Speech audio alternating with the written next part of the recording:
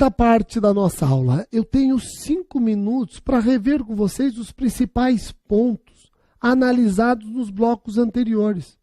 Princípios gerais do direito penal. É como se fosse uma revisão de véspera da sua prova. Utilize esses blocos de 5 minutos dos professores perto da sua prova. Vamos lá. Na aula de hoje, princípios gerais do direito penal. Eu formei 4 grupos. No primeiro grupo, estudamos os princípios relacionados com a missão fundamental do direito penal. O princípio da exclusiva proteção de bens jurídicos e o princípio da intervenção mínima. É dentro do princípio da intervenção mínima que nós analisamos o princípio da insignificância. O princípio da insignificância, desdobramento lógico da fragmentariedade. No segundo grupo de princípios, analisei com vocês os princípios relacionados com o fato do agente. Princípio da exteriorização ou materialização do fato foi o primeiro princípio, foi o princípio inaugural. E nele eu alertei, o nosso direito penal é um direito penal do fato e não um direito penal do autor. Agora, dizer que o nosso direito penal é do fato não significa que o juiz está proibido de analisar condições pessoais ou circunstâncias subjetivas do sentenciado no momento da aplicação da pena. Ele tem que analisar essas circunstâncias, ele tem que analisar essas condições para individualizar a reprimenda, que é mandamento constitucional. O segundo princípio da legalidade ficou para a próxima aula. O terceiro princípio é o princípio da lesividade ou ofensividade. Neste princípio, nós estudamos crime de dano e crime de perigo.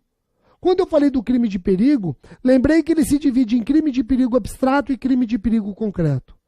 Tem doutrina criticando o crime de perigo abstrato. Tem doutrina entendendo que o crime de perigo abstrato viola a Constituição, viola o princípio da ofensividade, viola o princípio da ampla defesa.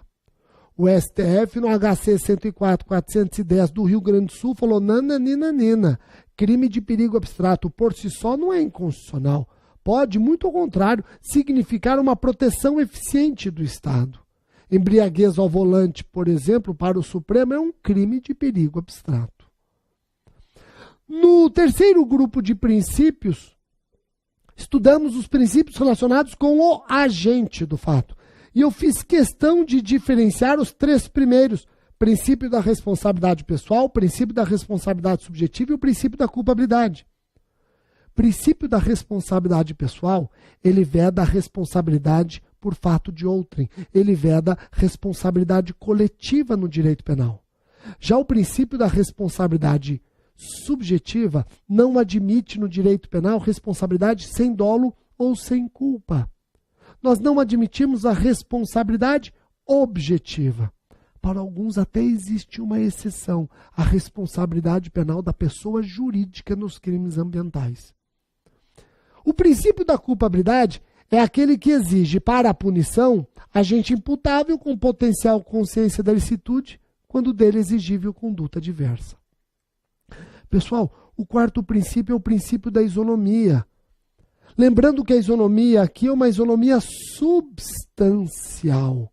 O Supremo utilizou essa expressão isonomia substancial quando julgou a ADC 19, que buscava declarar a constitucionalidade da Lei Maria da Penha.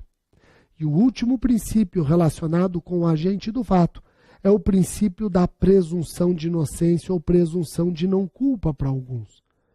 Nesse princípio, chama a atenção a decisão do Supremo no HC 126292. A posição que o Supremo já tomou nas ADCs 43 e 44, admitindo a execução penal provisória, admitindo a execução provisória da pena. O Supremo admitiu a execução penal provisória, admitiu a execução provisória da pena a partir do julgamento em segunda instância. Condenação em segunda instância já autoriza a execução da sanção. Para o Supremo, isso não viola o princípio da presunção de inocência, que, aliás, é um princípio dinâmico. Você até começa a persecução penal sendo presumido inocente, mas depois do julgamento em segunda instância, essa presunção se inverte. É o que diz o Supremo. O Supremo entende que você já pode falar em trânsito em julgado a admitir a execução da pena com esgotamento da análise fática e probatória. E isso acontece na segunda instância. Eu alertei vocês duas coisas. Primeiro, embargos de divergência, embargos de declaração, embargos infringentes, impedem a execução penal provisória. Embargos infringentes, embargos de declaração impedem a execução penal provisória. E também, não fiquem pensando que a execução penal provisória depende da coincidência das decisões de primeira e segunda instância. Não. Você pode ter condenação em primeira instância e condenação em segunda, ou absolvição em primeira e condenação em segunda. Isso permite execução penal provisória. Tá ok?